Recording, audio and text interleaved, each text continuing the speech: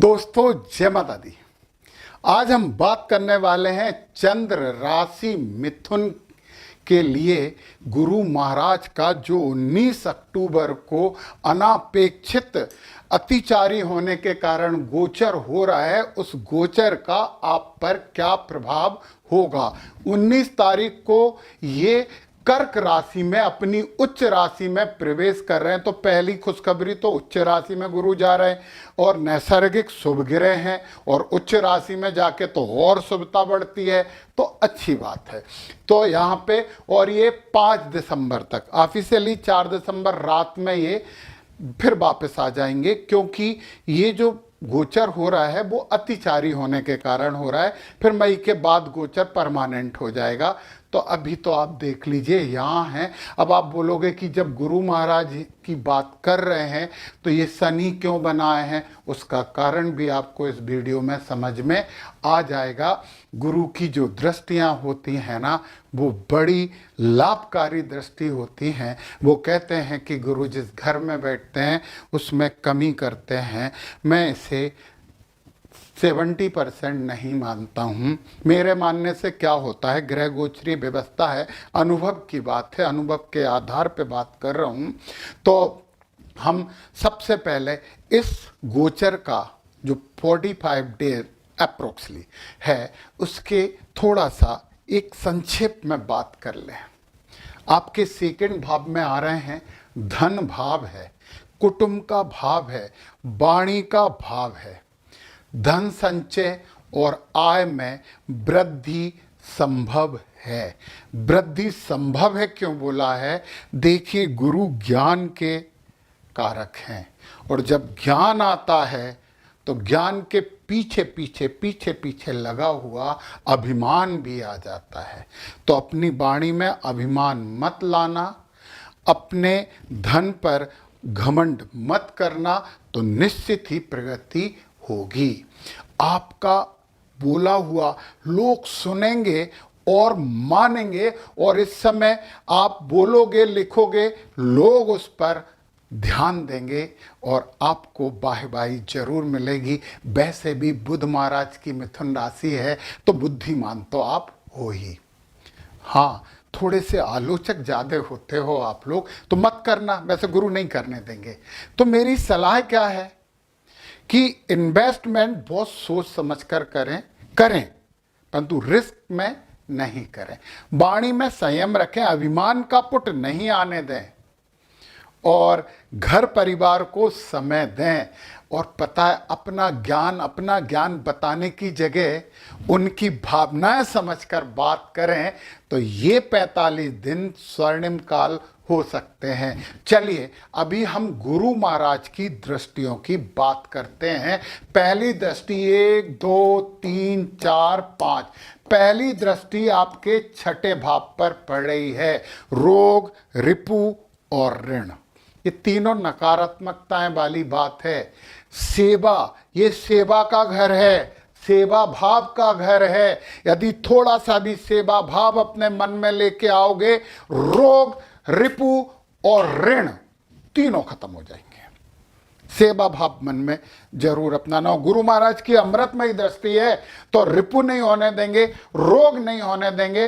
गुरु महाराज ऋण को नहीं रोकने जाते। तो मैंने बोला ना, इन्वेस्टमेंट सोच समझ के करो। इस समय बड़ा लोन मत लेना, छोटा तो ले सकते हो, बड़ा लोन मत लेना, वो दिक्कत वाली है। फिर इसके बाद गुरु की जो यहाँ पे 7वीं दृष्टि है वो 8वें भाव पर पड़ी है। 8वां भाव वो कहते हैं मृत्यु भाव है, बिल्कुल नहीं है। पीड़ा भाव है, परंतु पीड़ा भाव के बाद पूर्वजों की संपत्ति वाला भाव भी तो है। अनापेक्षित रातों रात मिलने वाली संपत्ति का भाव तो है। ज्योतिष विद्या का भी तो भाव है, गूढ़ विद्याओं का भी तो भाव है। इतनी बातें हम क्यों नहीं करेंगे, हम इनकी बातें क्यों नहीं करेंगे। आपके कर्म हैं, आपके कर्म में जब धर्म रहेगा पीड़ा नहीं मिलेगी, बाकी सब उसके पॉजिटिव भाव मिलेंगे। और जब गुरु की दृष्टि है तो गुरु तो खुद ज्ञानी है, तो क्या कोई अज्ञानी वाला काम होने देंगे। थोड़ा सा गुरु और गुरुवत लोगों का सम्मान करिए। माता पिता गुरु होते हैं, बड़ा भाई गुरु होता है, इनका सम्मान कीजिए, इनकी बात ध्यान से सुनिए और हो सके तो अपनाइए। पीड़ा नहीं मिलेगी और थोड़ा अपना अहंकार लेके चले तो फिर पीड़ा ही मिलेगी। तो आपके कर्म, आपका धर्म, कोई घर आपको क्या दे सकता है ये निर्धारित करता है। अब यहां पे इसके बाद गुरु की जो अगली दृष्टि होती है नवम दृष्टि, वो नवम दृष्टि पड़ रही है आपके कर्म भाव पे। शनि महाराज यहां बैठ के, और अभी तो बकरी हैं, आपको थोड़ा स्लो बना रहे थे।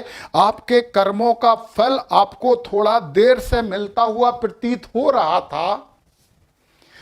अब 3 तारीख को शनि महाराज गुरु के नक्षत्र में प्रवेश कर गए हैं और फिर ऊपर से गुरु महाराज की नमी अमृतमयी दृष्टि जो पूर्व जन्मों के संचित शुभ कर्मों का फल देती है वो भी शनि महाराज पे पड़ रही है। तो शनि महाराज इन 45 दिनों के लिए गुरु में हो जाएंगे। अच्छे फल देंगे, बुरे फल नहीं देंगे। शनि कर्मठ होते हैं, ईमानदार होते हैं, वो फल तो आपको मिलने वाले हैं। तो शनि महाराज कुछ भी गलत नहीं कर पाएंगे 45 दिनों तक के लिए, इसलिए आप खुश भी हो सकते हो। कर्म पे दृष्टि डाली है, शनि महाराज कठोर कर्म करवाएंगे और गुरु महाराज उसमें ज्ञान का समावेश कर देंगे, तो फल क्यों नहीं मिलेगा। श्री कृष्ण तो कह ही गए ना गीता में, फल मिलेगा, चिंता मत करो। चिंता करोगे तो समस्या है, फल मिलेगा। कर्म करोगे तो फल मिलेगा। न्यूटन ने फिजिक्स में बोला है, every action there is equal and opposite reaction. ऐसा हो ही नहीं सकता कि कर्म करो और फल नहीं मिलो। Energy can not be created and not be destroyed. ऊर्जा नष्ट और उत्पन्न नहीं होती। जब ऊर्जा लगाओगे तो उसका आउटपुट तो मिलेगा ही मिलेगा। तो ये बात इसलिए मैंने यहाँ पे शनि महाराज को रखा था, जिसकी जरूरत थी हमें गुरु के गोचर में। अब आप देखिए, ये जो मिथुन राशि है, मिथुन राशि 3 नक्षत्रों के अंतर्गत आती है, मृगशिरा, आर्द्रा और पुनर्वसु। क्योंकि आपका नक्षत्र मृगशिरा है और राशि मिथुन है और गुरु महाराज बैठे हैं पुनर्वसु नक्षत्र में। पुनर्वसु नक्षत्र मृगशिरा नक्षत्र वाले जातकों के लिए विपत नक्षत्र होता है। तो गुरु यहां समस्या उत्पन्न कर सकते हैं।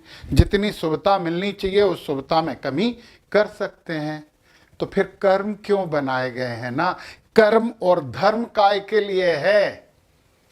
धर्म कर्म को अलाइन करने के लिए है और कर्म जिंदगी को अलाइन करने के लिए है। तो फिर आपको पुनर्वसु नक्षत्र का ये बीज मंत्र है, ओम अधितय नमा। इसकी एक माला कम से कम हो, ज्यादा से ज्यादा जितनी कर सकते हो, 2 मिनट में एक माला होती है। 11 माला करिए, ये विपत वाला काम हट जाएगा और गुरु महाराज के पूरे शुभ फल आपको मिलेंगे। हाथ पे हाथ धरे बैठे रहने से कुछ नहीं होता। ग्रह गोचर होते रहते हैं, इधर उधर चलते रहते हैं। हमारे कर्म हैं जो हमारे भाग्य को निर्धारित करते हैं, परंतु कर्म की दिशा और धर्म की दिशा बहुत मायने रखती है।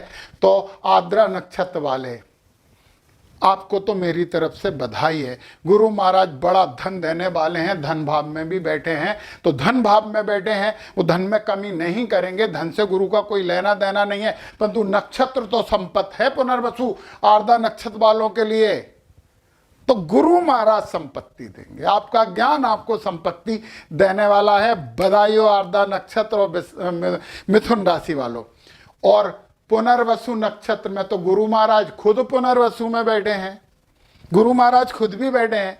तो पुनर्वसु नक्षत्र तो जन्म नक्षत्र हो गया, वो आपकी आंतरिक ऊर्जा, आपका आत्मबल। तो गुरु महाराज आपका आत्मबल बढ़ा रहे हैं, आंतरिक ऊर्जा बढ़ा रहे हैं। और जिनके अच्छे नक्षत्र में भी बैठे हैं वो भी ओम अधितय नमा का जप करें तो बुराई तो नहीं है, भलाई होगी, अच्छा ही होगा। तो गुरुवत लोगों का सम्मान करें, आशीर्वाद लें। गुरु नहीं आपके कोई हैं तो गुरु बना लें, नहीं बनाएं तो आप किसी भी देवी देवता को अपना गुरु मान लें। उनके एक मंत्र को, जो मंत्र आपको याद है उसी को गुरु मंत्र मान लें, उसका जप करें। अच्छा होगा, आनंद होगा। गुरु का गोचर शुभता लेके आएगा। अहंकार को तो त्यागना होगा। आप आलोचक होते हो। आलोचना को छोड़ना होगा तो अच्छा होगा। जय माता दी।